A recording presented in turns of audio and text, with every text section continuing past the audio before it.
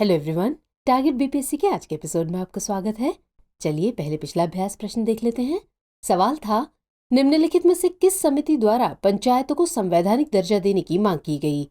आपके ऑप्शंस थे ए पी.के. थुंगन समिति, बी जी.वी.के. राव समिति, सी लक्ष्मीमल सिंघवी समिति, डी अशोक मेहता समिति या फिर ई उपर्युक्त में से कोई नहीं या उपर्युक्त में से एक से अधिक। तो इसका सही उत्तर था ऑप्शन सी लक्ष्मीमल सिंघवी समिति। चलिए इसका विश्लेषण देख लेते हैं। पंचायती राज का उद्देश्य जिलों, अंचलों और गांवों में स्थानीय सुशासन का विकास करना है। भारत में पंचायती राज व्यवस्था को पुनर्जीवित और मजबूत करने के उपाय सुझाने के लिए 1977 में अशोक मेहता समिति की नियुक्ति की गई थी।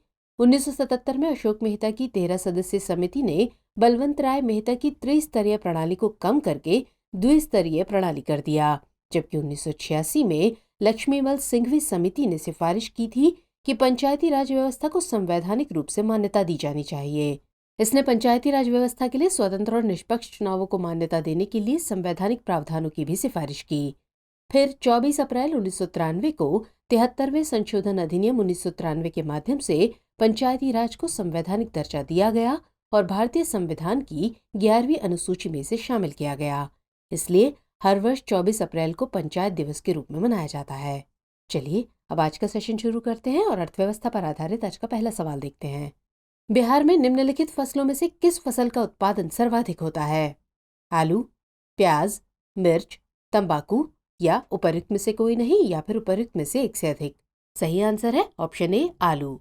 बिहार में अन्य फसलों में आलू का उत्पादन सर्वाधिक होता है। राज्य में सबसे ज्यादा आलू की खेती मुजफ्फरपुर में करीब 85,500 हेक्टेयर क्षेत्र में होती है, जबकि दूसरा स्थान नालंदा जिले का है। यहाँ करीब 20,800 हेक्टेयर में आलू उपजाया जाता है। राज्यवार आलू का सर्वाधिक उत्पादन उत्तर प्रदेश में होता है। इसके बाद क्रमशः पश्चिम बंगाल तथा बिहार का स्थान आता है। वहीं दुनिया में चीन आलू का सबसे अधिक उत्पादन करता है, जबकि इस मामले में भारत दुनिया के सभी देशों में दूसरा स्थान रखता है। चलिए अगला सवाल। बिहार में पहली बार आर्थिक सर्वेक्षण किनके द्वारा प्रस्तुत किया गया था? नीतीश कुमार, लालू प्रसाद, सुशील कुमार मोदी, तारकिशोर प्रसाद या फिर उपर्युक्त में से कोई नहीं अथवा उपर्युक्त में से एक से अधिक। सही आंसर है ऑप्शन सी सुशील कुमार मोदी। बिहार विधायिका के इतिहास में पहली बार आर्थिक सर्वेक्षण सुशील कुमार मोदी के द्वारा प्रस्तुत किया गया था। राज्य सरकार ने 2006-07 में बिहार का पहला आर्थिक सर्वेक्षण विधानसभा में प्रस्तुत किया था। इसके बाद से राज्य सरकार अब तक 16 आर्थिक सर्वेक्षण पेश कर चुकी है। 25 फरवरी 2022 को बिहार के पूर्व उप मुख्यमंत्री तारकिशोर प्रसाद ने 16वां आर्थिक सर्वेक्षण 2021-22 पेश किया। इस सर्वेक्षण के मुताबिक 2021-22 में राज्य की विकास दर 10.98% पर पहुंच गई है। चलिए आगे बढ़ते हैं। जनसंख्या की दृष्टि से भारत में बिहार का क्रम क्या है? पहला, दूसरा, तीसरा, चौथा या उपर्युक्त में से कोई नहीं या फिर उपर्युक्त में से एक से अधिक। सही उत्तर होगा ऑप्शन सी तीसरा। बिहार जनसंख्या की दृष्टि से भारत का तीसरा सबसे बड़ा प्रदेश है। इससे पहले उत्तर प्रदेश व महाराष्ट्र का स्थान आता है, जबकि क्षेत्रफल की दृष्टि से इसका स्थान देश में 12वां है। बिहार की जनसंख्या का अधिकांश भाग ग्रामीण है। 2011 की जनगणना के मुताबिक केवल 11.3% लोग नगरों में रहते हैं। हालांकि बिहार के आर्थिक सर्वेक्षण 2021-22 के अनुसार अब नगरों में रहने वाले लोगों की आबादी बढ़कर कुल जनसंख्या का 15.3% हो गई है। चलिए नेक्स्ट क्वेश्चन। बिहार के किस जिले में सर्वाधिक चावल का उत्पादन होता है? नालंदा, पटना, रोहतास, भागलपुर या उपर्युक्त में से कोई नहीं या फिर उपर्युक्त में से एक से अधिक। सही आंसर है ऑप्शन सी रोहतास। चावल और गेहूं उत्पादन में बिहार में रोहतास जिला अव्वल है, जबकि मक्का उत्पादन में कटिहार और दलहन के मामले में पटना अव्वल है। बिहार में चावल उत्पादन में सबसे अग्रणी जिला रोहतास, औरंगाबाद तथा कैमूर है। सर्वोच्च उत्पादकता के मामले में भी रोहतास जिले का पहला स्थान है, जबकि न्यूनतम उत्पादकता सिवान जिले में दर्ज की गई है। अगला प्रश्न। बिहार राज्य कृषि उद्योग विकास परिषद की स्थापना कब हुई?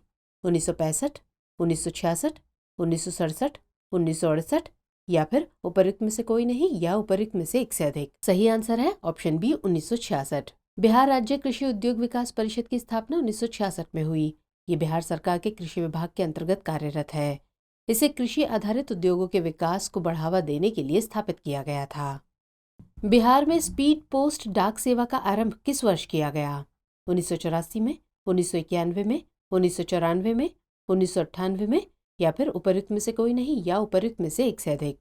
सही आंसर है ऑप्शन बी 1991।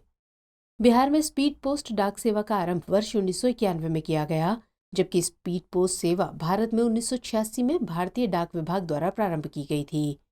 इसका उपयोग पार्सल, पत्र, कार्ड, दस्तावेज और अन्य महत्वपूर्ण सामानों में तेजी से वितरण के उद्देश्य के लिए किया जाता है। चलिए नेक्स्ट सवाल। बिहार में सर्वाधिक लीची का उत्पादन किस जिले में होता है? मुजफ्फरपुर, पटना, वैशाली, दरभंगा या फिर उपर्युक्त में से कोई नहीं या उपर्युक्त में से एक से अधिक। सही आंसर है ऑप्शन ए मुजफ्फरपुर। बिहार में सर्वाधिक लीची का उत्पादन मुजफ्फरपुर जिले में होता है।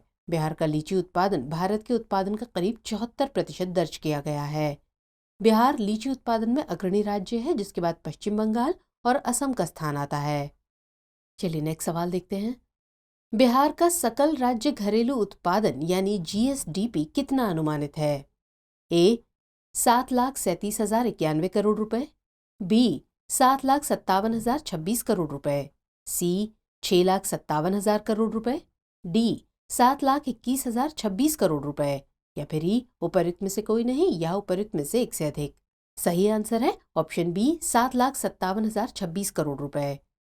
इस साल पेश बजट में 2021-22 के लिए बिहार का सकल राज्य घरेलू उत्पाद यानी जीएसडीपी मौजूदा मूल्यों पर 7,57,026 करोड़ रुपए अनुमानित है। भारतीय राज्यों के सकल राज्य घरेलू उत्पादन में बिहार का 14वां स्थान है। इसमें 2019-20 की तुलना में 11% की वार्षिक वृद्धि हुई है। संशोधित अनुमानों के अनुसार पिछले वर्ष की तुलना में 2020-21 में जीएसडीपी में 4.7% की वृद्धि अनुमानित है, जबकि बजट अनुमान 11.1% था। चलिए अगला सवाल देखते हैं। निम्नलिखित में से कौन सा विकल्प सुमेलित नहीं है? ए दलहन अनुसंधान केंद्र मोकामा, बी महावीर कैंसर संस्थान हाजीपुर, सी फल अनुसंधान संस्थान भागलपुर, डी राष्ट्रीय लीची अनुसंधान संस्थान मुजफ्फरपुर या फिर ई उपर्युक्त में से कोई नहीं या उपर्युक्त में से एक से अधिक। सही उत्तर है ऑप्शन बी महावीर कैंसर संस्थान हाजीपुर। महावीर कैंसर संस्थान पटना में स्थित है, इसलिए विकल्प बी सही नहीं है। जबकि दलहन अनुसंधान केंद्र पटना जिले के मोकामा में स्थित है, वहीं फल अनुसंधान संस्थान भागलपुर जिले के और राष्ट्रीय लीची अनुसंधान संस्थान मुजफ्फरपुर में स्थित है। चलिए अगला और अंतिम सवाल। 2011 की जनगणना के अनुसार बिहार का सबसे कम महिला साक्षरता वाला जिला कौन सा है? सीतामढ़ी, शिवहर, सासाराम, सहरसा या फिर उपर्युक्त में से कोई नहीं या उपर्युक्त में से एक से अधिक। सही उत्तर है ऑप्शन डी सहरसा। 2011 की जनगणना के अनुसार बिहार का सबसे कम महिला साक्षरता वाला जिला सहरसा है। यहाँ की कुल 41.68% महिलाएं साक्षर हैं, जबकि 92.97% के साथ रोहतास सबसे अधिक महिला साक्षरता वाला जिला है।